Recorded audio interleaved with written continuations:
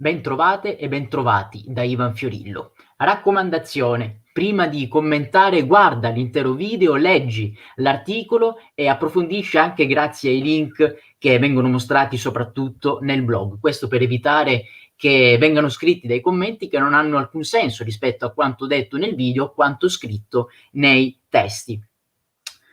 Mi raccomando, nella descrizione di questo video troverai il link del nuovo articolo, l'articolo di questa settimana pubblicato su Ferrara Italia. Le questioni che noi trattiamo, i temi che trattiamo sono complessi e variano di settimana in settimana, ma l'unico modo per evitare di cadere in un tranello subdolo, un tranello psicologico, cioè il meccanismo secondo il quale quando ci approcciamo a dei temi che non abbiamo mai visto prima, che non conosciamo, piuttosto che sprecare del tempo o delle energie per approfondirlo in maniera seria, allora preferiamo accettare dei pacchetti già preconfezionati, ma che confermano i nostri pregiudizi e le nostre conoscenze pregresse. Bene, per evitare tutto questo, l'unico modo è quello di informarsi correttamente e di studiare in maniera approfondita il tema, altrimenti appena si fa proprio questo pacchetto preconfezionato, già subito ci si scaglia contro chi ha da dire dell'altro, e magari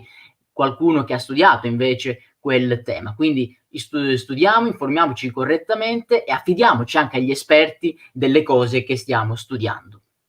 Corea del Nord. Qualche giorno fa devi sapere che mi è stato addirittura detto che quando vengono trattati degli argomenti politici bisogna sempre prendere delle posizioni. Ma questa rubrica parla di informazione, non parla di politica, parla di scienza, non parla di ideologia. Bene, allora diciamolo a gran voce: mai in questo spazio avranno luogo dei proclami politici o delle ideologie di parte. Questo non accadrà mai perché noi parliamo di notizie, notizie non vere che vengono diffuse dai principali canali di informazione, o meglio che dovrebbero fare informazione. E parlando in questo caso di Corea del Nord, pensi forse che a dare la notizia di cui parlo in questo articolo sia stato un esperto di geopolitica, sia stato un esperto di questioni internazionali o ancor meglio di questioni asiatiche? Non è così. È stata infatti un'astrologa, sì, perché un'astrologa ha scritto l'articolo di cui parlo, ma lascio a te la curiosità di andare a leggere che cosa è accaduto. Quello invece che vorrei facessimo in questa breve diretta è ripercorrere in maniera simpatica e divertente, divertendoci, una parte di tutte le bufale che sono state diffuse in questi anni riguardanti la Corea del Nord. Una parte sì, perché sono talmente tante che a farle tutte ci vorrebbe una giornata intera. Bufale in che senso? Nel senso di notizie non verificate che non avevano alcuna prova, non mostravano queste prove, anzi che molto spesso invece per le quali comparivano delle prove che dimostravano in realtà il contrario. Rimanendo nel tema di questo articolo, quante volte si è detto che dei funzionari in Corea del Nord erano stati brutalmente uccisi, fucilati oppure torturati perché avevano osato disobbedire al dittatore Kim Jong-un, e poi invece periodicamente ecco che quegli stessi funzionari risorgevano in maniera inspiegabile e quindi la notizia si rivelava per quello che era. Ecco, la stessa cosa è accaduta nel campo dello sport. Quante volte si è detto che, per esempio, la nazionale nordcoreana aveva subito dei maltrattamenti a seguito di partite di calcio perse, sia contro delle altre nazioni in generale, nazioni estere, sia soprattutto contro la Corea del Sud. E allora dopo queste partite di calcio o sarebbero stati portati in dei campi di concentramento e torturati, oppure addirittura sarebbero stati uccisi, ma poi ecco ricomparirli dopo un certo periodo di tempo. E la stessa cosa si diceva anche per gli atleti nordcoreani che avrebbero subito lo stesso trattamento. E vi ricordate poi di quando si era detto che il dittatore Kim Jong-un aveva ordinato nel proprio paese che tutta la popolazione maschile si facesse lo stesso taglio di capelli che aveva lui. E poi invece comparvero delle testimonianze successive a questa affermazione proprio dalla Corea del Nord di persone, di uomini che invece non avevano assolutamente lo stesso taglio di capelli di Kim Jong-un e che confermavano anzi tutto questo. Addirittura, questa è una notizia veramente incredibile, diffusa per esempio dal TGCOM 24, si era detto che Kim Jong-un era talmente ghiotto di Emmental, di questo formaggio svizzero, che ne stava mangiando così tanto che la sua salute ne stava sentendo molto e quindi rischiava di sentirsi molto male, visto che mangiava in continuazione il formaggio Emmental, eppure è ancora qui. Si era detto poi che nella Corea del Nord era vietato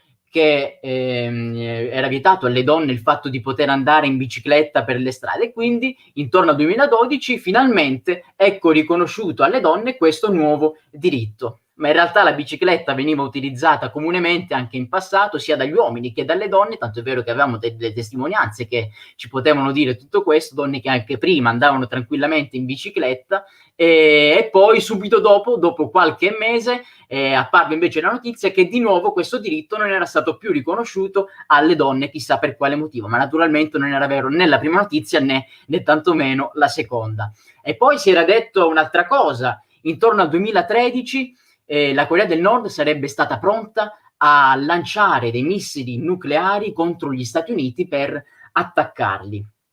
Ecco, non si diceva però che in realtà la Corea del Nord aveva firmato un trattato anche con la Cina e con l'India che prevedeva il fatto che questo paese non avrebbe mai offeso per la prima volta un'altra nazione lanciando dei missili nucleari. Invece gli Stati Uniti non hanno firmato un trattato del genere, infatti tutto ciò non è accaduto. Addirittura si era detto che il dittatore Kim Jong-un aveva acquistato il Mein Kampf, lo stava leggendo e aveva iniziato a distribuirlo anche ai propri generali, questo perché voleva iniziare ad imitare i comportamenti di Hitler. Quindi da un lato ci dicono che Kim Jong-un è un dittatore comunista, dall'altro però ci dicono che voleva iniziare a imitare Hitler, quando invece naturalmente la Germania nazista è vista molto male nella Corea del Nord. E potremmo continuare così ancora per ore ed ore. E una delle ultime in realtà è proprio questa di cui parlo in questo articolo, ma in realtà in questi mesi anche sono state diffuse altre notizie false su Kim Jong-un. Ve ne dico una, quella riguardante la morte. Questa pantomima è andata avanti per diverse settimane. È morto, in realtà era morto già prima e la Corea del Nord ci stava tenendo nascosto il fatto che il suo dittatore fosse morto, che fosse in gravi condizioni di vita. Qual è la verità, come stanno le cose e abbiamo visto come è andata a finire anche in questo caso. Ecco, rendiamoci conto, questa è la condizione del giornalismo anche in Italia. Segnalami anche tu delle notizie che vuoi che vengano verificate dallo scettico, notizie veicolate, mi raccomando, dai canali mainstream, i canali principali, quelli ufficiali. E domenica prossima ci sarà la nuova diretta su questo canale YouTube. Quello che loro oggi chiamano complottismo, un tempo si chiamava giornalismo. E i giornalisti di un tempo, se fossero vissuti oggi, oltre ad essere chiamati sicuramente complottisti, così come i più grandi storiografi del passato, ecco, certamente possiamo dire che oggi si stanno rivoltando nella tomba, vedendo in quali condizioni si trova il giornalismo anche in Italia. Quindi mi raccomando, condividi questo video. Noi ci vediamo quindi domenica prossima. A presto, da Ivan Fiorillo.